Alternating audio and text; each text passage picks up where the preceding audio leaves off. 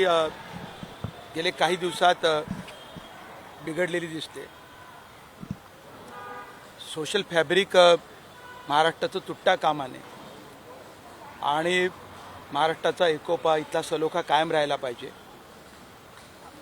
यासाठी काम करण्याची गरज आहे आणि हा सलोखा साधण्याची ज्यांची ताकद आहे अशी थोडी माणसं महाराष्ट्रात आहेत. त्यापैकी राज ठाकरे साहेब आहेत आणि म्हणून मी राज ठाकरेंना आज भेटायला आलो आहे.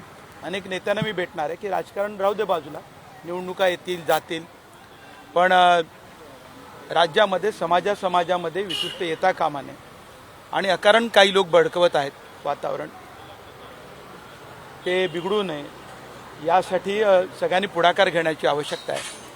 आणि म्हणून मी आज राज ठाकरे साहेबांना भेटायला आलो की त्यांनी पुढाकार घ्यावा. मी अन्य नेत्यांनाही भेटणार आहे. त्यातून महाराष्ट्रातलं जे फुले शाहू आंबेडकरांचा आणि छत्रपती शिवरायांचा जो वारसा आहे, जो विचार आहे, एकोप्याचा आहे, सलोख्याचा आहे, सगळ्यांना सोबत घेण्याचा आहे, तो कायम राहील असं मला वाटतं. गेल्या काही दिवसांपासून उद्धव ठाकरे यांच्यासोबतचा जो दुरावा आहे तो स्पष्टपणे दिसून येतो तुमचा, आणि त्याचमुळे एका भावाकडून दुसऱ्या भावाकडे जाण्याची ही वाटचाल आहे. मी नेहमीच सामाजिक प्रश्नांवरती काम करत आलेलो. मी चळवळीतला कार्यकर्ता आहे, त्यामुळे राजकारण हा माझ्यासाठी दुय्यम भाग आहे. आणि सामाजिक प्रश्नांसाठी, वंचितांच्या मुद्द्यांवरती मी कायम सगळ्या नेत्यांना भेटत असतो आणि बोलत असतो. समाजातल्या पुढाऱ्यांना भेटत असतो, समाजातल्या सगळ्या घटकांशी बोलत असतो. त्यामुळे हा संवाद माझा चालू असतो. त्याचबरोबर काल मवियाची मेळावा झाला, त्या मेळाव्यामध्ये तुमची अनुपस्थिती पाहायला मिळाली. तुम्हाला आमंत्रण नव्हतं का? आमंत्रण देऊन सुद्धा जी नाराजी आहे तुम्ही दाखवली. मला वाटतं तो 3 पक्षांच्या आघाडीचा काहीतरी मेळावा होता. मला काही त्याची कल्पना नाही.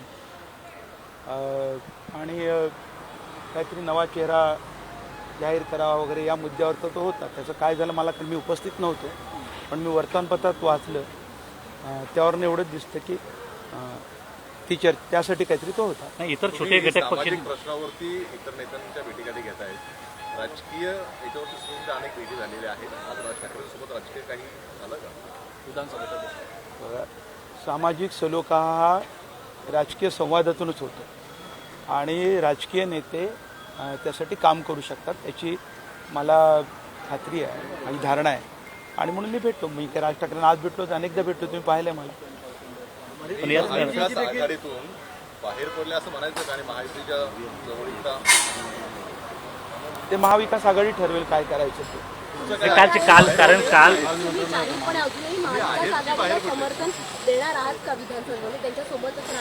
माझ्या दृष्टीनं महाराष्ट्राचे प्रश्न आता महत्त्वाचे आहेत. या देशामध्ये हुकुमशाही वृत्तीला व्यसन बसावी, भारतीय संविधानातली मूल्य कायम राहावीत, यासाठी देशातल्या जनतेने संविधानाच्या बाजूने, इंडियाच्या बाजूने मतदान केलं.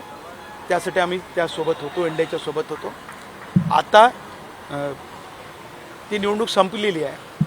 आता महाराष्ट्राचा प्रश्न आहे आणि सगळ्यात महाराष्ट्राच्या पुढे प्रश्न आहे तो इथला सामाजिक सलोखा टिकवणं आहे. त्याच्यामध्ये वैमनस्य निर्माण करणं, त्याच्यामध्ये वितृष्ट निर्माण करण्याची जी प्रवृत्ती सुरू आहे तिलाही व्यसन बसली पाहिजे. त्यासाठी जास्त काम केलं पाहिजे असं माझं. काल मवियाच्या बैठकीला छोटे घटक पक्षांचे प्रतिनिधी देखील उपस्थित होते. कालच्या बैठकीसाठी किंवा मेळाव्यासाठी तुम्हाला निमंत्रण होतं की नाही? नाही, मला जयंत पाटील ज्यांचा पराभव झाला त्यांच्यानंतर तुम्ही प्रेस कॉन्फरन्स देखील घेतली की छोट्या पक्षाला नेहमी डावललं जात आहे महाविकास आघाडीकडून. ते देखील उपस्थित होते या बैठकीत, या मेळाव्यासाठी. त्यांनी देखील पाठिंबा दाखवला, पराभव सहन करून देखील.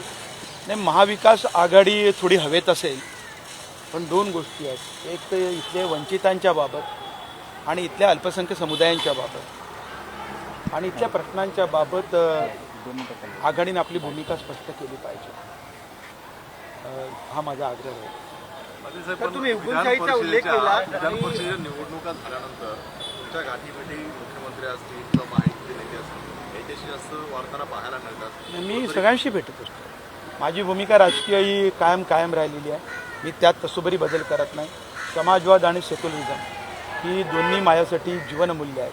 त्या मूल्यांच्या प्रती मी कधीही तडजोड करत नाही. तुम्ही तिसऱ्या आघाडीतून जे आहे ते निवडणूक लढवणार अशी चर्चा आहे.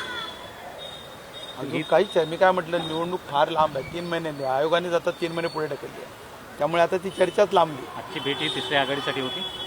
मी काय म्हणालो की सामाजिक सलोख्यासाठी जे लोक प्रयत्न करू शकतात आणि ज्यांचा महाराष्ट्र ऐकतो अशापैकी एक राज ठाकरे साहेब आहेत, पण त्यांच्यापासून आज सुरुवात केली. तुमचा संध्याकाळी मेळावा आहे, या मेळाव्यातून सगळेजण अपेक्षा करतायत की तुम्ही तुमची पुढची भूमिका स्पष्ट करा. स्पष्ट होईल आज ती भूमिका? दुपारी आमची राज्य कार्यकारिणीची बैठक आहे, आज मेळावा नाही आहे. त्या बैठकीत आम्ही आमचे राजकीय निर्णय निश्चित करू. Okay, thank you. देश विदेशातील प्रत्येक घडामोडींचे लाईव्ह अपडेट मिळवण्यासाठी आता साम टीव्हीच्या सर्व सोशल मीडिया प्लॅटफॉर्मला लाईक, फॉलो आणि सबस्क्राईब करा. तसंच सर्व नोटिफिकेशनसाठी बेल आयकॉन प्रेस करायला विसरू नका.